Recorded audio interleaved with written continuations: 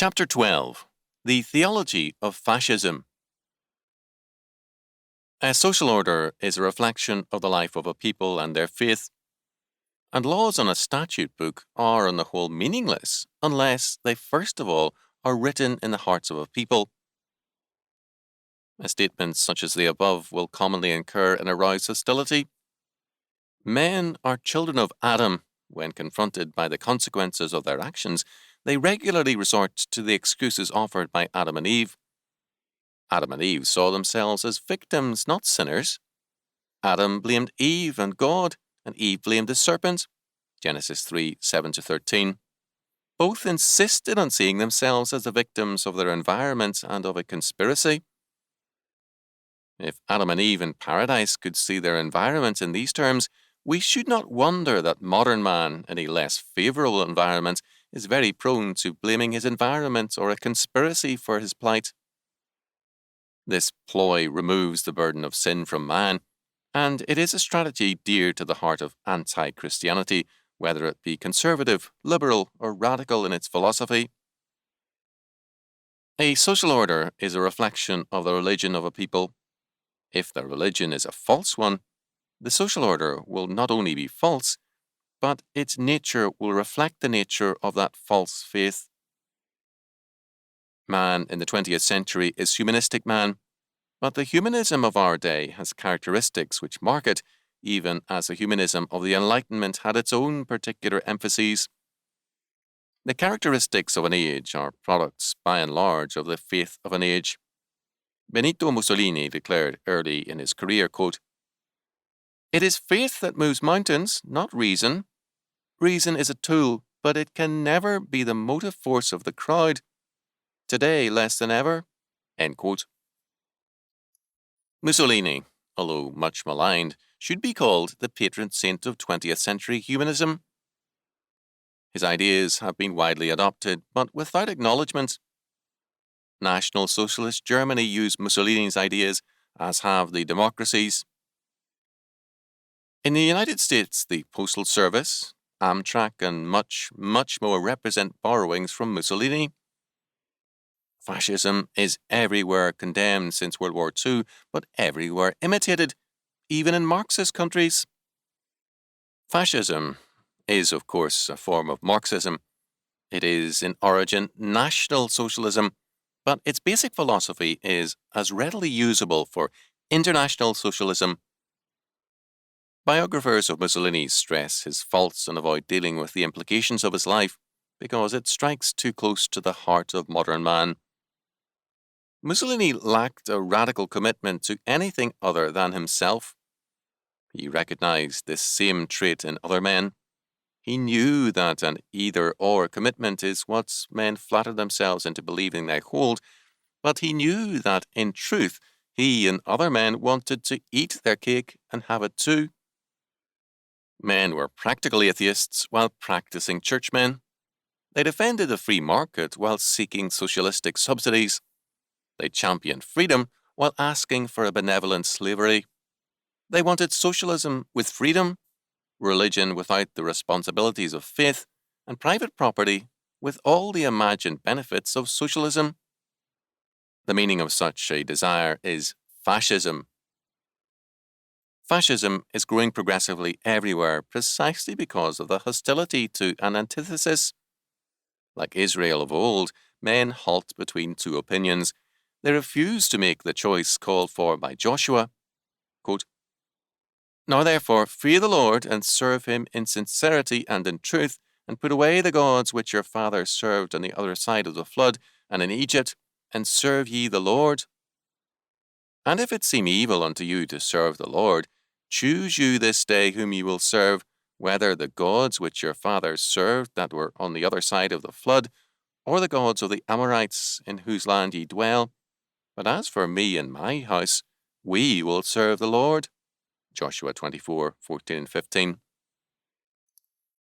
The characteristic sin of the United Israel, and later of the Northern Kingdom, was syncretism, the attempt to join two alien faiths into one under the pretense of Jehovah worship. It is this unwillingness to be either one thing or the other which leads to religious syncretism and to its political analogue, fascism. In theology today, men profess to believe in the God of Scripture while denying his sovereignty and his predestination. They are thereby trying to affirm both God and Satan, the principles of the fall and of salvation, at one and the same time. In philosophy, for example, Walter Kaufmann, in Without Guilt and Justice, affirms the radical autonomy of man. He proclaims the death of God and sees, therefore, the necessity of abandoning the concepts of guilt and justice. Guilt and justice are, in essence, theological concepts which presuppose the existence of the God of Scripture, and Kaufmann is logical in rejecting them in favour of autonomy. Do we have here a clear awareness of the antithesis between God and apostasy from God? Far from it. Kaufmann believes that we can accept the tempter's offer in Genesis 3:1-5 and abandon God, justice, and guilt, and still have integrity, honesty, and morality. A Christian world without Christ is an impossibility. A moral world based on autonomous man is a contradiction. Professor Kaufmann should affirm this sad logically, but he wants all the comfort and order of Princeton University, a product of Calvinism, without that faith. Kaufmann's world is an impossible one, but it is the world of fascist premises, the attempt to have the best of all possible worlds. Fascism governs current economics, which operates on the premise that a mixed economy, part socialist, part free, is the happiest solution. In Mussolini, this spirit of fascism was called opportunism. Mussolini was a practicing atheist who worked for the church and planned to die a Catholic, although up to the last he postponed even a formal reconciliation with the church. At the same time, he spoke eloquently about the importance of the faith, declaring 9 months before his death, quote, "We are Catholics by conviction. I am a Catholic by conviction because I believe that Catholicism is the religion which possesses a doctrine capable of resolving all the problems of life, individual and social, national and international, and in the conflict between the spirit and materialism, it sustains and desires the primacy and the victory of the spirit." End quote. In their association with evangelist Billy Graham, a generation of American political leaders have taken a similar stand. Because politics is the outworking of the faith and life of a people, we cannot have genuine and valid changes in political life without having, first of all, a change in their faith. Fascism, as a compromise philosophy, is a form of Marxist socialism which seeks to preserve the facade of freedom. Property remains nominally in private hands, but by taxation, regulations, and controls, it becomes state property in which liabilities remain with the nominal owners. Paul, in writing to Timothy, spoke of an ungodly generation marked as, quote, "having a form of godliness, but denying the power thereof. From such turn away." 2 Timothy 3:5. Men with such a faith will call false pastors. They will vote for politicians who, in the name of freedom, institute socialism. Politics is an expression of faith. Fascism is the mark of a people who want syncretism, but want it bearing the label of freedom. A syncretistic faith begets a syncretistic politics. The 20th century began with an extensive socialist movement throughout the Western world. That movement had a popular following before 1917. Later, its followers were the intellectuals.